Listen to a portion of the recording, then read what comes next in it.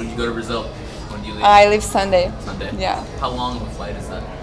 I think my flight is here to Florida and then Florida down to Rio.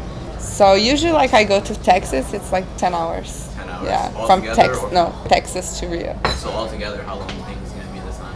I think like to Florida it's like 4 hours maybe flight. So maybe like 14 hours I think, yeah. Doesn't sound too fun.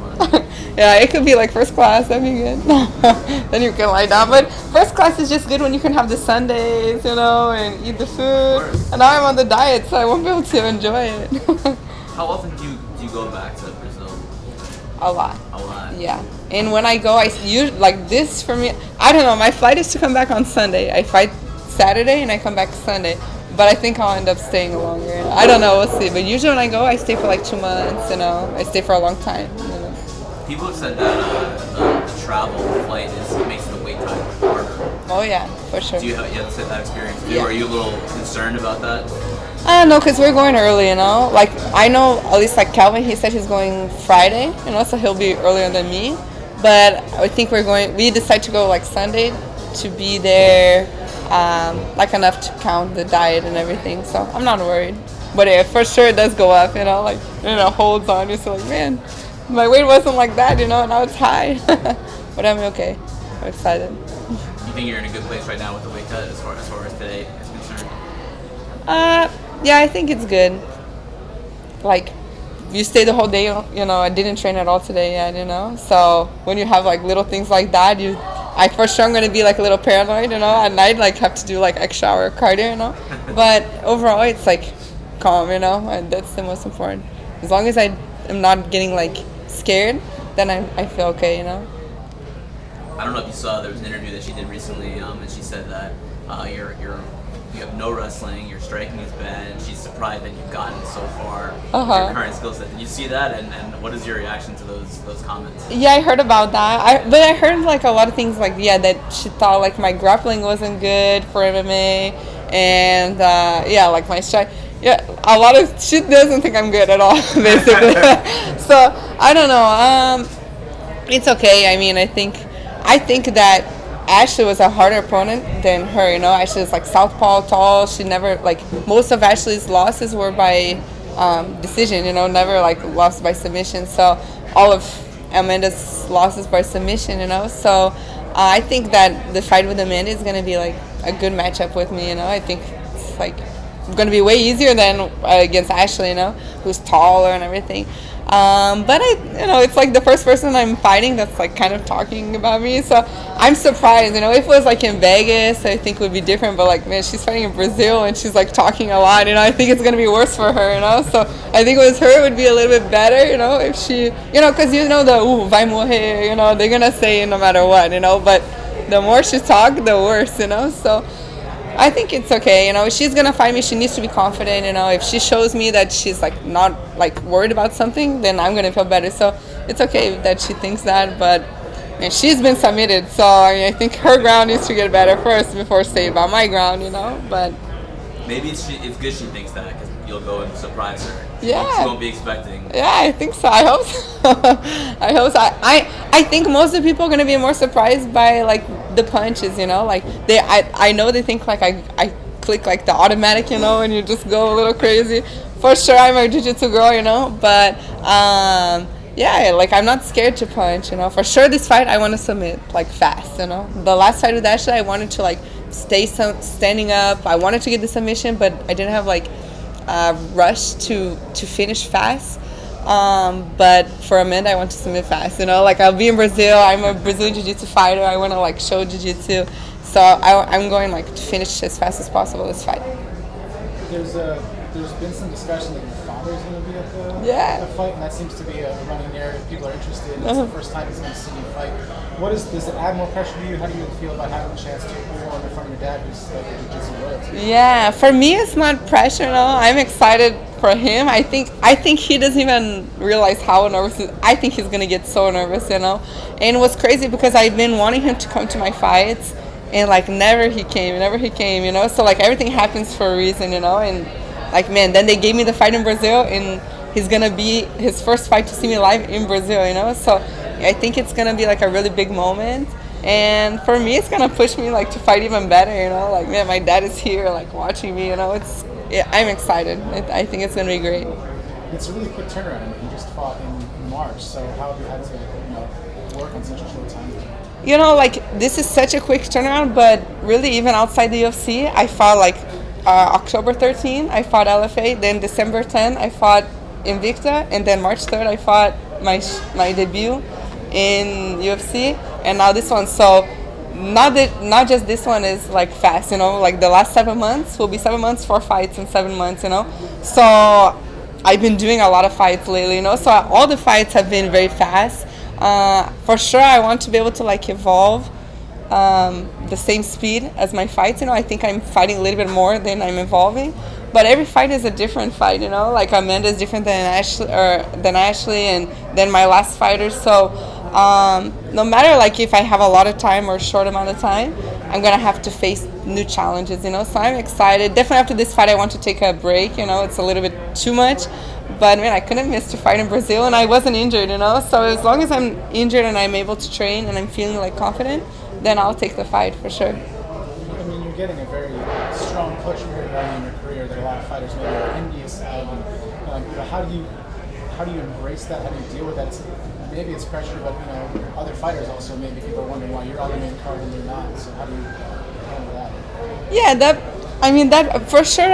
I think in my mind I take like everything I came from, you know, like I came through all the years like in jiu-jitsu, you know, like okay, it's a different sport, but man, I've been working as an athlete, you know, for a long time, you know. So for me, it's not like, oh, I don't deserve, or I think that everyone deserves everything, you know, like even girls that I train with, you know, I know they train so hard, like man, I know I take days off and they're there in the training, you know, so I don't think like, oh, I deserve more than them or they deserve more than me, you know. I'm happy for all the opportunities, but I think everything happens for a reason, you know. For some reason, like I think I'm giving this opportunity and I'm taking advantage of this opportunity, you know, like try to show my jiu-jitsu background, represent like Brazil, represent USA, represent women, you know. I don't know, there's a reason why I came here to the UFC, and there's a reason why we're getting this push, and there's a reason for all these things. So I don't feel pressure, you know. Sometimes I feel like the people think that, you know, like, man, why is she like on the main card, you know, the third fight, you know, they have like the main event Kobe and then me, you know. But I think when the people know me, they like know my personality, like I'm very like humble and just, you know, trying to do my thing and do my best. So yeah. I'm curious, now that you've had a couple fights in the UFC, how does it compare to some of the larger jiu-jitsu tournaments you competed in? You know, like over in Abu Dhabi. I mean, you've been in some of the greatest jiu-jitsu championships in the world. How was it stepping into the octagon for the first time, and then thereafter? I honestly felt more pressure in the jiu-jitsu tournaments than in the UFC so far. You know, I don't know how it'll be in Brazil or when people start to get more like on the Mackenzie train, you know, because right now I still feel like people want to see how I'm gonna do, but I'm new to this sport, you know. In jiu-jitsu I was at the top, you know, so if I won the fight but maybe I didn't submit, people would be, oh, did you see, you know, like it was a lot of pressure, you know. You always had to be like, you couldn't have a bad day, you were like the top. Here in the UFC I'm not on the top, you know, like people are excited, they want to see how I'm gonna do, you know, but they don't like think I'm not at the top yet, you know, so I don't feel the pressure like that, you know. And when I went to the UFC, I felt like, man, I meant to be here, you know, like I felt in place there, you know. So it's different. I don't know how it'll be in Brazil. I think Brazil will feel the pressure more, you know, but I like it. I feel more pressure. I felt more pressure in jiu-jitsu, so for me it's good to be like a white belt again, you know, my stand-up. People criticize, but man, I know I'm a jiu-jitsu fighter. Like I tried to do some punches, you know, and I know like I'm getting there, you know, but I'm getting better.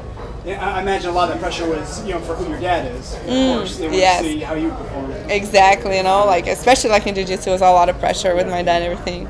Right. You touched on it, the significance of Brazil. Did you dream about this moment of having something there? Yeah, you know, really when we did with the UFC, when we signed the UFC, they asked me if I wanted to debut in Brazil, you know, this fight, like in this date. And we said like, man, just in May, like it was a good time, but I wanted to get a fight before, you know. I didn't want the pressure to have my debut in Brazil, you know. Like I knew I wanted to fight in Brazil, but to have the debut there, I thought like it would be okay. Debut and Brazil, it's a lot of pressure. Let me take one pressure at a time, you know. So they offered the March 3rd fight, and then after I didn't know like how if I did on the fight if they would still give me the fight in Brazil. So as soon as I finished the fight, I asked like, please, like I want to fight. I'm feeling okay, I'm not injured. Like I want to fight in Brazil. So then they gave it to me again, So now I don't have to think about the debut. That's one responsibility that's out of the way, and I can just focus on the pressure of fighting in Brazil and everything. So I think we're making like good decisions. Like a lot of people think like it's fast the fights, but the mind is the most important thing of the fighter. They can maybe not be that good, but if they believe they can like take down the shark and fight the bear, they can, so. You touched on the Mackenzie training. What are your goals inside and outside of the octagon? I mean, do you want to be this star where you're doing commercials and all these other things as well? Yes, for sure, definitely, my goal is like I don't know, I think I'm very lucky because I represent so many things, like I represent Brazil and USA, and I represent women, and I represent jiu-jitsu community, so I have such a big, UFC is like giving me such a big platform to try and inspire women and do like similar to what Ronda did, I got into MMA because Ronda, she showed me that we can like live off of sponsors, we can live off of MMA, so if I can like get the girls to do martial arts and break that taboo that we're not going to be like manly, like you won't lose who you are, you can be, if you like to wear black nail polish, or if you like, you'll be however you want to be. It won't change who you are just because you fight, so if I can inspire and do that in commercials and do those things, then of course, definitely I'm trying to do that. But I want to be the champion first. If I can be the UFC champion, then I'm good. Will the jiu-jitsu community see you compete in any more jiu-jitsu tournaments, or are you now focused on MMA?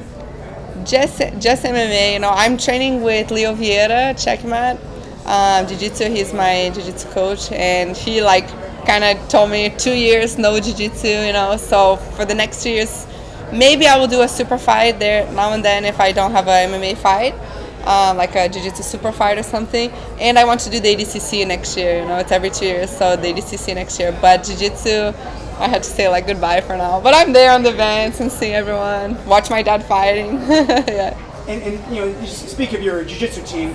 Who are you now with MMA? There's the rumor circulating that you left the MMA lab. Are you with the new team, or can you just discuss what happened there? Yeah, I'm here in California now. I'm trained with Leo Vieira, Checkmat for my ground, and I'm working with Juan at Black House. It's nothing like 100% or anything like that, but for this camp I've been working with them and I'm feeling so good. In relation with the lab, just after my last fight, Coach Crouch, he just invited me like to leave the team, for I think really really we don't have like a 100% understanding. I think he knows his decisions more than me. I think it was just the consistency. Maybe he wanted me to be there more often than what I was. So, but everything happens for a reason, and I'm really happy to be. I'm happy here, and I think, like I said, the mindset and being confident. If you're happy too with where you are, then that's the best. So here's a little bit similar lifestyle that I have in Brazil. I almost went back to Brazil to live there. I was even training with Jose Aldo down there and everything, and seeing if I would be there. So I have this lifestyle here in California, which is what gives me that good balance. I'm not just training. I'm not the person that the next day I'm back in the academy. I like to be able to be on the beach and relax. And miss to be on the mats and want to be on the mats. I don't like to feel the pressure to be on the mats. I'm on the mats since I'm 3 years old. So for me at 25, like when I have a time to rest and everything, then the next day I'm like, man, I want to train. I like to have that drive. So moving forward, we may see you back in Southern California. Huh? Moving forward, we may see you here training more? Yes. Yeah. Definitely not back to Arizona. Mackenzie, you mentioned Ronda a minute ago. I'm curious, so many people made comparisons like Mackenzie could be the next big star like Ronda when you made your UFC debut. Were you comfortable with that comparison? Yeah, it was nice, it was a compliment, I took like, wow, that's so great, because everything she is doing for women's MMA is so great, so I hope I can do that too, even do more than what she's done. But at the same time, I know like she came into MMA at a very like was very new, the women's MMA, so of course, she's gonna face different obstacles than I face. You know, like imagine for her to break the barrier was a big obstacle. I don't have to break that barrier, you know. But at the same time, I'm at 115 division. You know, like my division is from my opinion, the hardest division of the women's. You know, even more than her division today. You know, I think that 115 is way stronger. So I fight way more tough girls. You know, and I take one step forward, the girls take like 20 steps back. You know, so. At the same time, of course, I would like to submit the fight in 15 seconds, you know, go and connect and submit. But at the same time, like, it's not that easy anymore, you know. The people, like, they see me out Jiu-Jitsu world champion. And Jiu-Jitsu is from Royce Gracie, you know, Royce Gracie in the beginning.